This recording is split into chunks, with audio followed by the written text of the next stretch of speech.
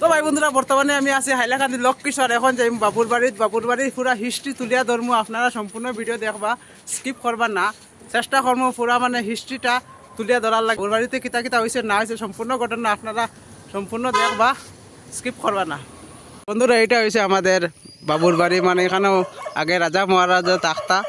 আর এখানে যাইমু গিয়া দেখাইমু, মানে এখানে সম্পূর্ণ মানে কাহিনী জানমু এখানে কিতা হয়েছে না হয়েছে। আপনারা খালি লগে থাকবা। এটা হয়েছে বাবুর বাড়ির পুষ্করণী, আপনারা দেখতে পাররা। আর এদিকে দেখতে পাররা পুরানা ঘর আছে রাজা মহারাজা আমলের। তো বন্ধুরা এটা হয়েছে বাবুর বাড়ি। আর এখন ভিতরে যাইমু গিয়া এখানোর সম্পূর্ণ হিস্ট্রি চেষ্টা করমু জানার লাগিয়া। আর এটা হয়েছে বাবুর বাড়ির পুরান আমলের রাজা মহারাজা থাকতো এখানেও।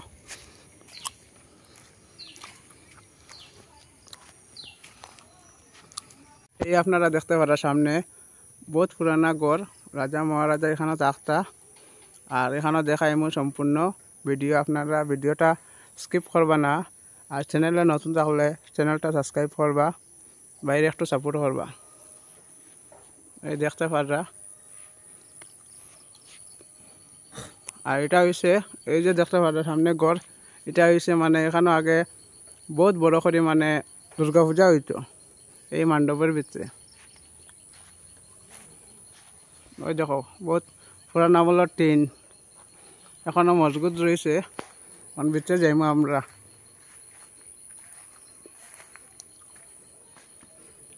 ওই সেই জায়গা যেখানে মানে বহুত বড় পূজা হইতো।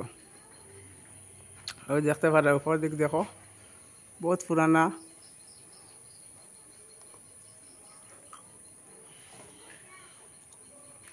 আর এই দেখতে পারায় বহুত পুরানা খাট এখানে আছে, এখনো কিচ্ছু হয়েছে না। বুঝলাই তো আপনারা, রাজা মহারাজা আমলের খাট খুব শক্ত। আর এই জায়গাটার মধ্যে বুঝাই এটা হইল মণ্ডপ। এই যে মণ্ডপ এটা, ওই দেখো উপর দিক দেখো পুরা মানে মজবুত রয়েছে খাটগুলা কিচ্ছু হয়েছে না, বহুত পুরানা। তো বন্ধুরা এটা হয়েছে বাবুর বাড়ির মানে গেট। আর আপনারা দেখতে পারা বহুত পুরানা গেট। এখন ভিতরে দেখাইমু পুরানা আমলের সেই রাজা মহারাজার আমলের ঘর। আপনারা এই যে এখন বহুত পুরানা আমলের ঘর, এটার মধ্যে সেগুলা পড়ে গেছে কিন্তু ঘরটা পুরা মজবুত রয়েছে। ওই দেখেন আপনারা। আর এটা হয়েছে গেট। ওই যে আপনারা দেখতে পারেন বহুত মানে পুরানা আমলের ঘর, তো বুঝা কত মজবুত থাকবো। আর এটা হয়েছে এটা বাউন্ডারি। আর আপনারা দেখতে পাররা বহুত মজবুত একটা মানে পিলার, মানে রাজা আমলের তো বুঝা এটা মজবুত থাকবো, এটা তো সহজে ভাঙতো না। আর ওই যখন ভিতরটা আপনারা দেখাই, ওই দেখতে পারা আপনারা ভিতর এখনো মানে মজবুত রয়েছে। এটা সেওলা পড়ে গেছে, তারপরে ওই জায়গাটা মানে খুব মানে দেখতে ইউনিক লাগে। ওই দেখুন। আর আপনারা সম্পূর্ণ চেষ্টা করবো মানে এই যে বাবুর বাড়ির ঘটনার পুরা হিস্ট্রি তুলিয়ে ধরার লাগে। ওই দেখুন আপনারা ঘর।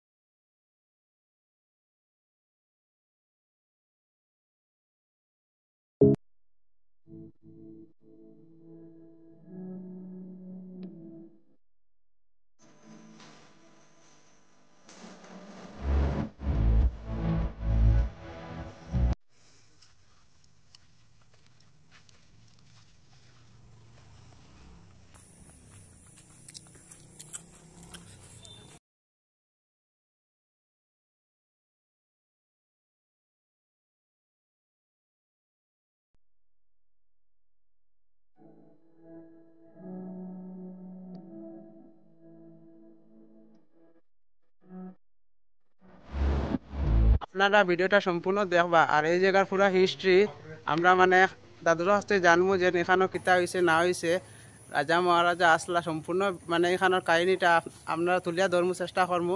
আপনারা একটু সাপোর্ট করবা, আর চ্যানেল নতুন তাহলে চ্যানেলটা সাবস্ক্রাইব করবা, বাইর ফেসবুক পেজটা ফলো করবা। আপনার নামটা কিতা? আমার নাম হরনাথ চক্রবর্তী। হরনাথ চক্রবর্তী। ঠিক আছে দাদু। এখানে যে মানে শুনলাম মানে মানে এখানে বহুত বড় কাহিনী আছে, মানে এখানের মানে কাহিনীগুলা আপনি একটু কইবানি, মানে এখানে আগে কিতা হইতো না হইতো? নমস্কার শ্রোতা দর্শকদের আমার যথোচিত শ্রদ্ধা, আন্তরিক ভালোবাসা। আর আজকালকার দিনে যে জিনিসটা সবচেয়ে বেশি প্রয়োজন এই হিংসার জীর্ণ পৃথিবীতে, সেটা হচ্ছে মানুষের প্রতি অনাবিল ভালোবাসা, অমলিন ভালোবাসা এবং নিষ্কাম নিঃস্বার্থ ভালোবাসা। সেটা শ্রোতা দর্শক প্রত্যেককে আমি জানাই। এই বাড়ি যেটা দেখছেন আপনারা, এই বাড়িটা হাইলাকান্দির মধ্যে প্রাচীনতম বাড়ি। হাইলাকান্দিতে আজ থেকে 550 বছর আগে, অর্থাৎ 1550 খ্রিস্টাব্দ থেকে 1555 খ্রিস্টাব্দের মধ্যে কোনো একটা সময় আমার পূর্বপুরুষরা এখানে এসেছিলেন শ্রীহট্টের বানিয়াচং গ্রাম থেকে। আচ্ছা, আমাদের এই চক্রবর্তী পুরানো বংশ, এই পুরনো অতি প্রাচীন বংশ, আমরা কান্যকুব্জীয় ব্রাহ্মণ। 1000 বছর আগে আমাদের পূর্বপুরুষরা 4 ভাই, তারা কান্যকুব্জ থেকে বেরিয়ে এসেছিলেন মধ্যপ্রদেশের উত্তর পশ্চিমে থাকা বিখ্যাত শৈব মন্দির মহাকালেশ্বর মন্দিরে। 4 ভাইয়ের মধ্যে প্রথম 2 জন সেখানে পূজারী এবং মহাকালের সেবক হিসাবে থেকে যান। পরের 2 ভাই, অর্থাৎ তৃতীয় ভ্রাতা এবং চতুর্থ ভ্রাতা, তৃতীয় ভাই এবং চতুর্থ ভাই, তারা সেখান থেকে প্রব্রজন করে পরে তারা আর আসেন বারাণসীতে। বারাণসীও শৈবতীর্থ, সেখানে তারা কিছুকাল অতিবাহিত করার পর তারা সেখান থেকে আস্তে আস্তে পূর্ব বাংলা হয়ে তারা এসে যাচ্ছেন সিলেটে। শ্রীহট্ট তখন শ্রীভূমি নাম ছিল। শ্রীহট্ট অতি প্রাচীন জেলা এবং শ্রীহট্টের পণ্ডিতের সমাহার, শ্রীহট্টের পণ্ডিতকুল বিখ্যাত।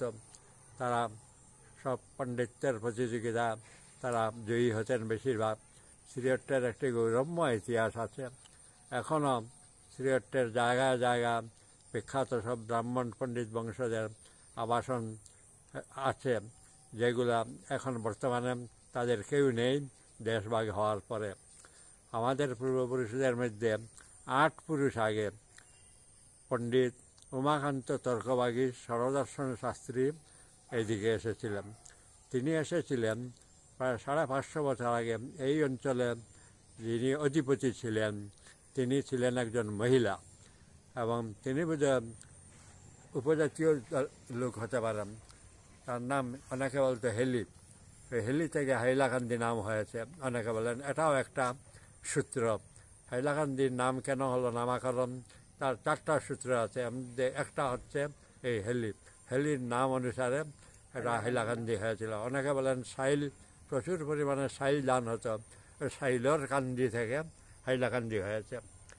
যাই হোক, হাইলাকান্দি কিন্তু আসামের মধ্যে একটি প্রাচীন সাব ডিভিশন।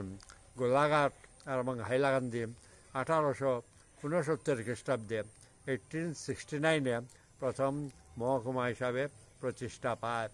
তারপর গোলাঘাট আগেই সাব ডিভিশন থেকে ডিস্ট্রিক্ট হয়েছিল। হাইলাকান্দি 1989-এ, অর্থাৎ 120 বছর পরে হাইলাকান্দি আবার হলো জেলা স্তরে উন্নীত হয়ে বর্তমানে একটা জেলা সদর শহর ক্রমান্বয়ে বাড়ছে।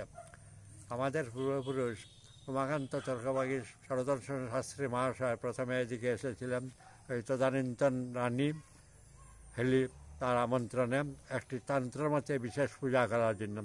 হাইলাকান্দি বর্তমানে যে মঙ্গলধাম কালীবাড়ি, সেখানে সেই পুজোটা হয়েছিল কঠিন তান্ত্রিক 89-এ, অর্থাৎ 120 বছর পরে হাইলাকান্দি আবার হলো জেলা স্তরে উন্নীত হয়ে বর্তমানে একটা জেলা সদর শহর ক্রমান্বয়ে বাড়ছে।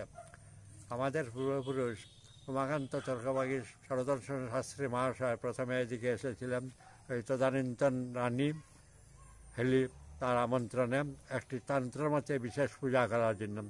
হাইলাকান্দি বর্তমানে যে মঙ্গলধাম কালীবাড়ি সেখানে সেই পুজোটা হয়েছিল, কঠিন তান্ত্রিক পূজা। আর তখনও হাইলাকান্দিতে আদি কালীবাড়ি দেবী তখনও প্রকট হননি, তখনও দেখা দেননি।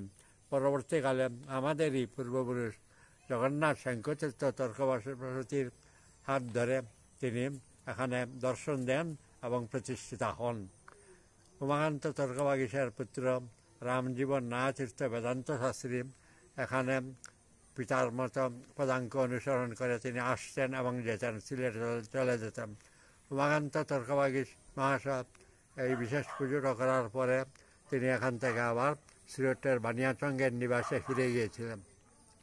মাঝে মাঝে দুর্গাপূজার সময় আসতেন এবং এখানে দুর্গাপূজা করার পরে কালী পূজা পর্যন্ত থাকতেন। কালী পুজো একটা হতো এখানে, সেখান থেকে এখানে দুর্গাপূজা হতো, এখানে দুর্গাপূজা হতো।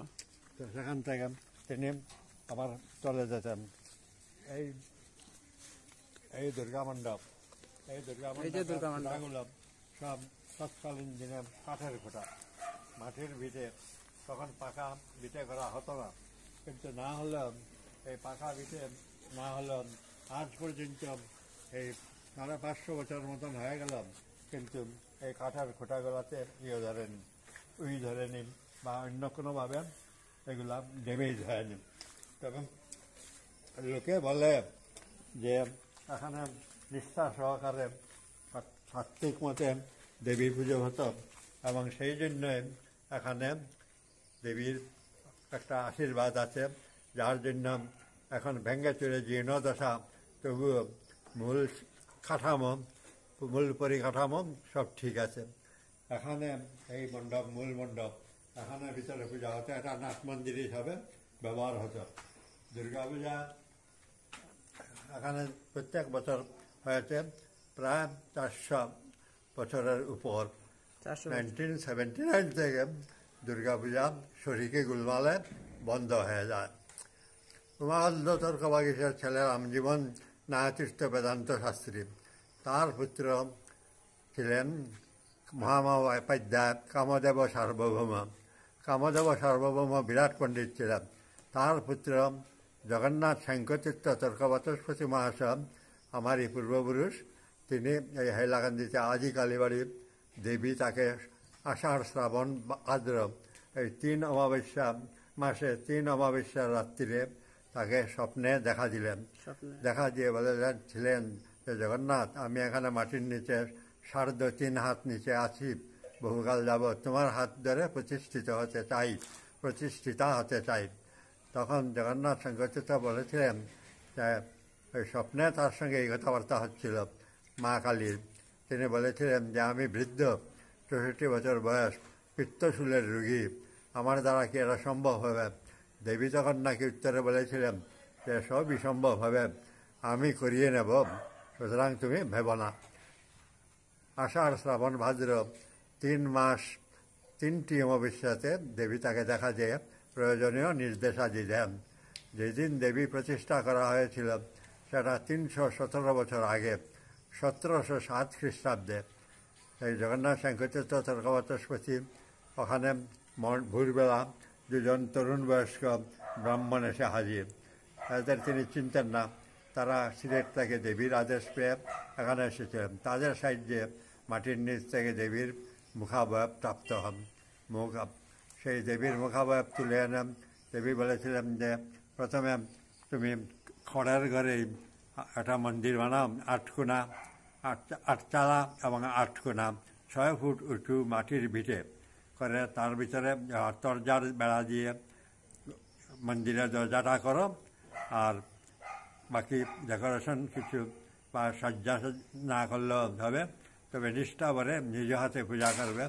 আমি তোমাদের 3 পুরুষের পুজো, 3 পুরুষের হাতে আমি পূজিতা হতে চাই। তদনুসারে জগন্নাথ শঙ্করতীর্থ তর্কবাচস্পতি 1707 খ্রিস্টাব্দের মাঘ মাসে 24 এবং 25 জানুয়ারি ডেট ছিল। এই 2 দিন এখানে 48 ঘন্টা একটানা পূজা যজ্ঞ হোম ইত্যাদি করার পরে দেবীকে প্রতিষ্ঠা করা হয়। ওই দিন পূর্ববঙ্গ থেকে একজন তান্ত্রিক সাধু এসেছিলেন। তিনি বাঙালি লোকই ছিলেন। তিনি ছিলেন বৃহৎ তন্ত্রসার গ্রন্থ প্রণেতা কৃষ্ণানন্দ আগমবাগীশ। তার 12 জন শিষ্য ছিল। 12 জন শিষ্যের মধ্যে প্রত্যক্ষ শিষ্য মন্ত্র দীক্ষিত, এইসব ছোট শিষ্য যিনি তার দীক্ষিত শিষ্য ছিলেন জগন্নাথ শঙ্করতীর্থ তর্কবাচস্পতি। তারপরে এই দেবীকে এখানে প্রতিষ্ঠা করা হলো ওই দিন।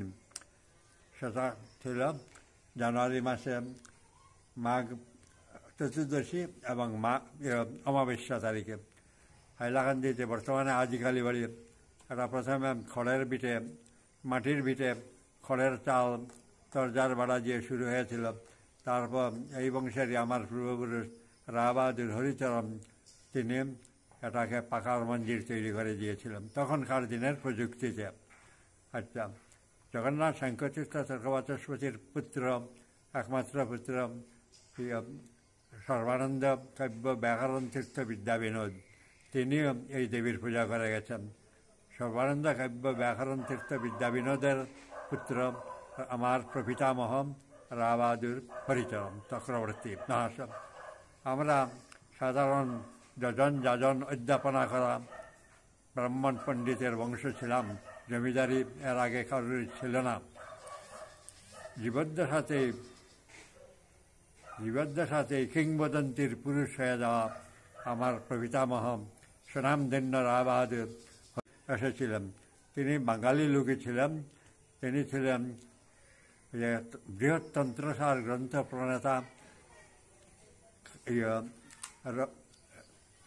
কৃষ্ণানন্দ আগমবাগীশ। তার 12 জন শিষ্য ছিল। 12 জন শিষ্যের মধ্যে প্রত্যক্ষ শিষ্য মন্ত্র দীক্ষিত, এইসব ছোট শিষ্য যিনি তার দীক্ষিত শিষ্য ছিলেন জগন্নাথ শঙ্করতীর্থ তর্কবাচস্পতি। তারপরে এই দেবীকে এখানে প্রতিষ্ঠা করা হলো ওই দিন। সেটা ছিল জানুয়ারি মাসে মাঘ চতুর্দশী এবং অমাবস্যা তারিখে। হাইলাকান্দিতে বর্তমানে আজিকালি বাড়ি এটা প্রথমে খড়ের ভিটে, মাটির ভিটে খড়ের চাল তরজার বাড়া দিয়ে শুরু হয়েছিল। তারপর এই বংশেরই আমার পূর্বপুরুষ রাবাদুর হরিচরণ তিনি এটাকে পাকার মন্দির তৈরি করে দিয়েছিলেন তখনকার দিনের প্রযুক্তিতে। আচ্ছা, জগন্নাথ শঙ্করতীর্থ তর্কবাচস্পতির পুত্র, একমাত্র পুত্র সর্বানন্দ কাব্য ব্যাকরণ তীর্থ বিদ্যা বিনোদ, তিনিও এই দেবীর পূজা করে গেছেন। সর্বানন্দ কাব্য ব্যাকরণ তীর্থ বিদ্যা বিনোদের পুত্র আমার প্রপিতামহ রাবাদুর হরিচরণ চক্রবর্তী মহাশয়। আমরা সাধারণ যাজন অধ্যাপনা করা ব্রাহ্মণ পণ্ডিতের বংশ ছিলাম। জমিদারি এর আগে কারোর ছিল না।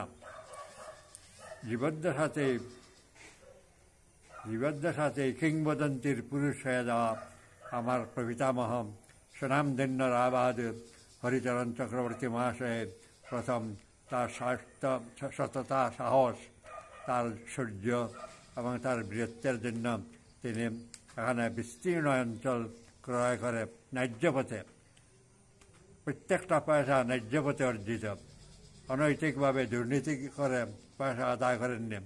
করে তিনি বিস্তীর্ণ ভূভাগ শিলচর মহকুমা, হাইলাকান্দি মহকুমা তখন জেলা হয়নি, এগুলা কিনে তিনি একজন এখানে সর্বাগ্রগণ্য জমিদার হিসাবে পরিণত হন। এই হচ্ছে মোটামুটি আমাদের বাড়ির ইতিহাসটা। এখন বাড়ির বেশিরভাগই লোক এখানে কেউ থাকেন না। NRI, নন রেসিডেন্ট ইন্ডিয়ান হয়ে ভারতের বাইরেই বেশিরভাগ। এখন বৃদ্ধ বয়সে আমি আছি। হ্যাঁ, তারপরে আমি আছি এখানে। আর অন্য কেউ এসে বৃত্তান্ত বলার জন্য লোক আসে, আমাকে জিজ্ঞাসা করে। এর আগেও আমি এই বাড়ির সংক্ষিপ্ত ইতিহাস সংক্ষিপ্তভাবেই বলেছি এবং এইগুলোর ভিডিও প্রচারিত হয়েছে। যদিও বেশিরভাগ ভিডিও দেখার সৌভাগ্য আমার হয়নি। তবে যাই হোক, আপনাদের শ্রোতা দর্শকদের আজকে এই রায়বাহাদুর রায় সাহেব ভবনের, এই পুরনো বাড়িটার নাম রায়বাহাদুর রায় সাহেব ভবন, ইতিহাস আমি সংক্ষেপে বর্ণনা করলাম। আপনাদের সকলের প্রতি আমার অনাবিল শুভেচ্ছা, প্রীতি এবং ভালোবাসা রইল। আর যারা আজকে যে দুই তরুণ যুবক এসে এই ভিডিও করে এটা তুলে নিলেন, তাদের আমার আন্তরিক ধন্যবাদ। নমস্কার। ধন্যবাদ। নমস্কার বন্ধুরা, আশা করি ভিডিওটা খুব বেশি ভালো লাগছে। আর আপনারা শুনছেন দাদুও খুব সুন্দর করে মানে হাইলাকান্দি বাবুর বাড়ির কাহিনীটা শুনাইছেন। আশা করি তোমরা খুব বেশি ভালো লাগবো। আর মন দিয়া কাহিনীটা শুনবা। হাইলাকান্দি বাবুর বাড়ির সম্পূর্ণ কাহিনী আপনারা ভিডিওর মধ্যে পাইবা। আর ভিডিওটা ভালো লাগলে লাইক করবা, কমেন্ট করবা, বেশি বেশি শেয়ার করবা, যাতে সবে শুনতে পারে হাইলাকান্দি বাবুর বাড়ির মানে পুরা ঘটনাটা।